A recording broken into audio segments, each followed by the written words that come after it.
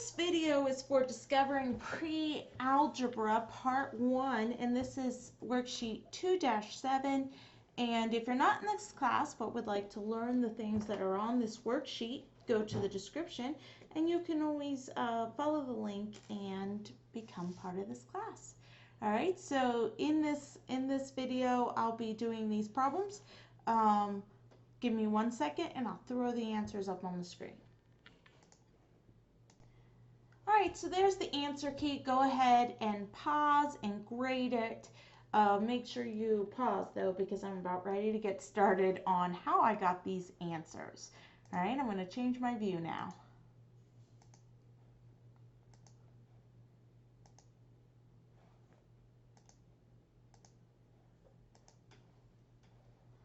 Alright, so with this first one, remember with multiplication, I do not need common denominators.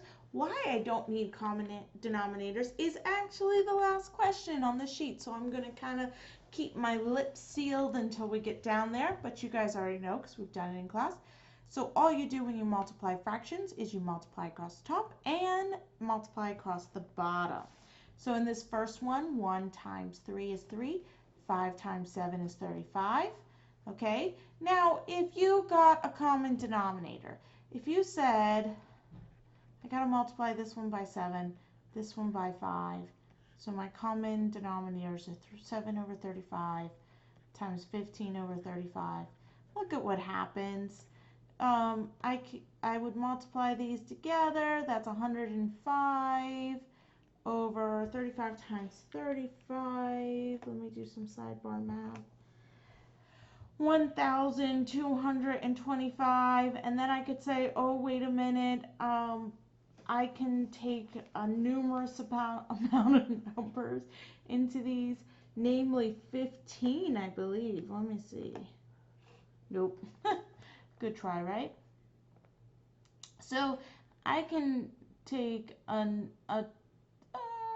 think 35. Let me see about 35. Yeah, so I can take 35 into the top and the bottom. So if I divide by 35, I get 3 on the top. If I take 1,225 and divide by 35, I get 35 on the bottom. Look at this. I get the same answer. So yeah, you made some more work for yourself.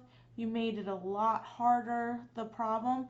But if you do decide to get a common denominator, you will get the same answer after you reduce. As you can see, I still am putting ORs in there with this worksheet because I don't know where we are in the class, if I've taught reducing, like I've said in some of the other videos. Kind of decides on the group I have, what information they've already know and that kind of stuff.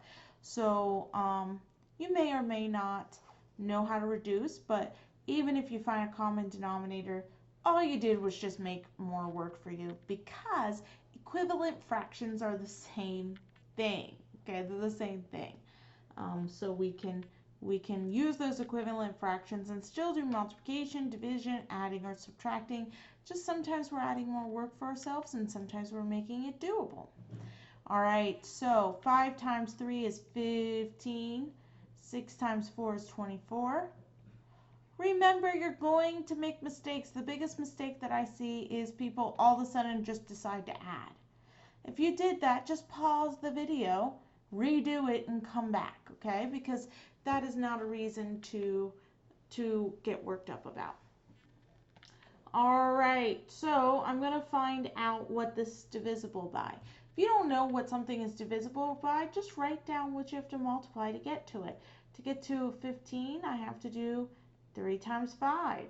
To get to 24, that is 3 times 8, and I can break down the 8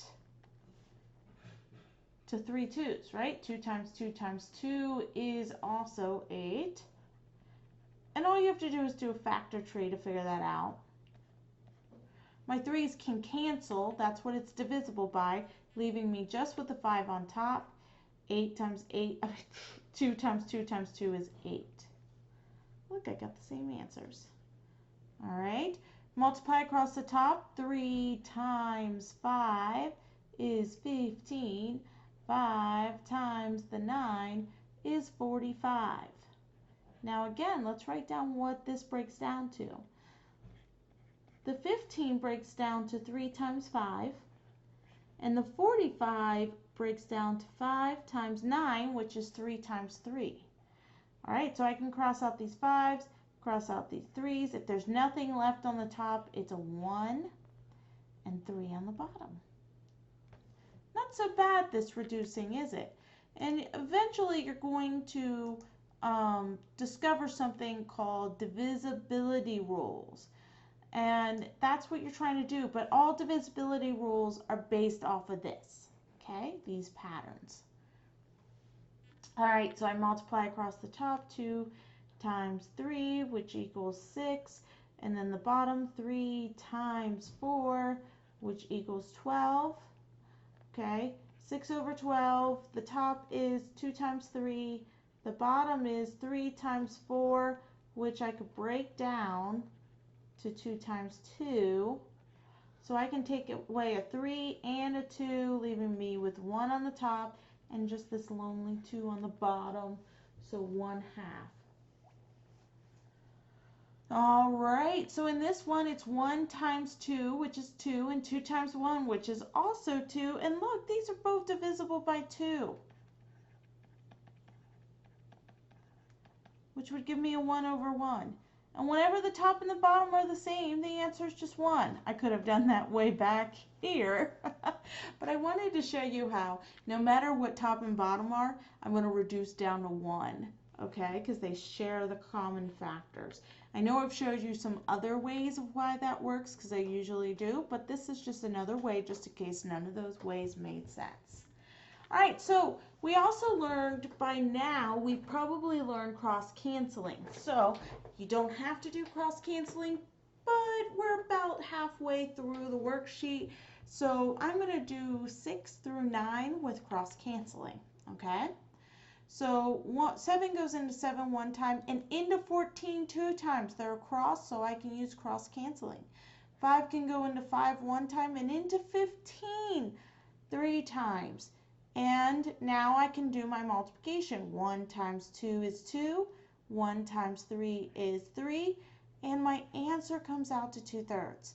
Okay, I go straight to the reduced answer. It's just another way of reducing. Okay, and if you didn't do that, this is an acceptable answer until you pick a way that you want to reduce. Okay, all right. So the next one, I can reduce by 3.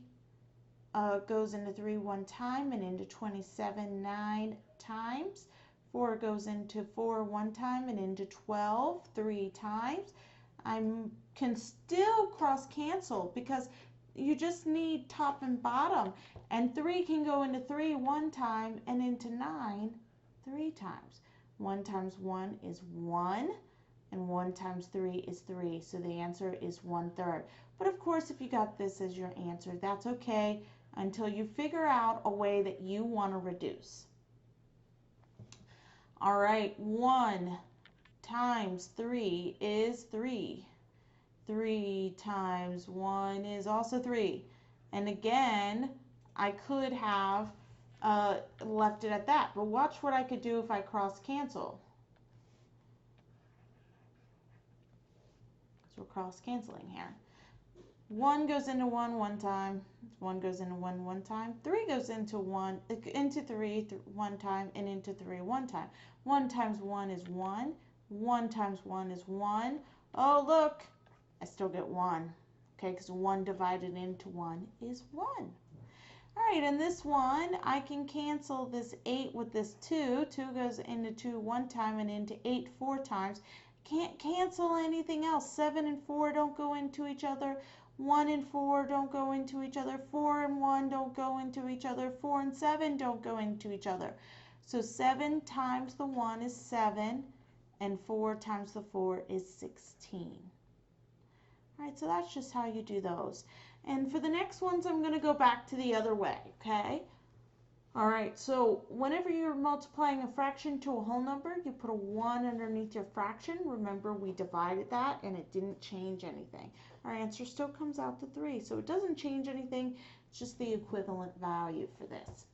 3 times 3 is 9. 1 times 4 is 4. So I would get 9 over 4. To turn this into a mixed number, I got to divide them. 4 goes into 9 twice, which is 8. And then we make a fraction. This is my numerator. This is my denominator of my fraction. 2 and 1/4. All right. This is a whole number, so I throw a 1 underneath.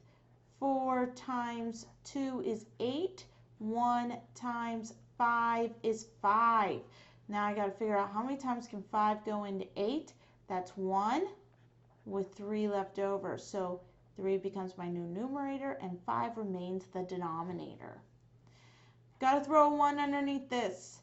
Multiply across the top. 3 times 5 is 15. 1 times 6 is the 6. Okay, now I got to divide them.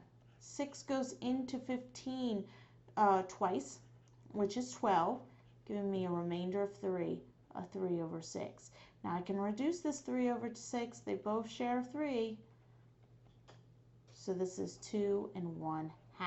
Another way I could say 3 is half of 6. So it has to be a product of 1/2. There are many different products of 1/2. We can have 1 over 2. 1 is half of 2. We can have 2 over 4. 2 is half of 4. We can have 3 over 6. 4 over 8. Oh, the list goes on and on. I could have 5 over 10. The top is half of the bottom. It's a fraction of 1/2. Okay, number 13, rewrite the following as following multiplication problem as an addition problem. This tells me how many times to add the 1/2. So I'm going to add 1/2 twice. And if I do that, I get 2 over 2, which is 1. Look at this. What if you had written it the other way? Okay, what if you said 1/2 times 2? I'm going to write 2 1/2 times. Well, 1/2 of 2, a half of 2 is 1. So you would have gotten the same answer. Okay, it just would have been hard to illustrate it. Okay, when we multiply fractions, do we not need a common denominator? No, because the first number is controlling the second. So it's saying how many times we add the second. And if we turn it back into addition, they will have common denominators, okay? So say something that reflects that you understand the principle I just said. And I hope to see you in the next video or in class, all right? So I'll see you guys. Bye.